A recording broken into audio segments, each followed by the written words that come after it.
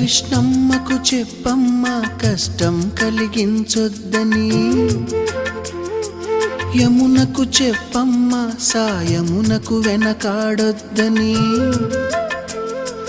గోదారికి కావేరికి ఏటికి సెలయేటికి కురిసేటి జడివానకి దూకే జలపాతానికి నీతో బుట్టులందరికీ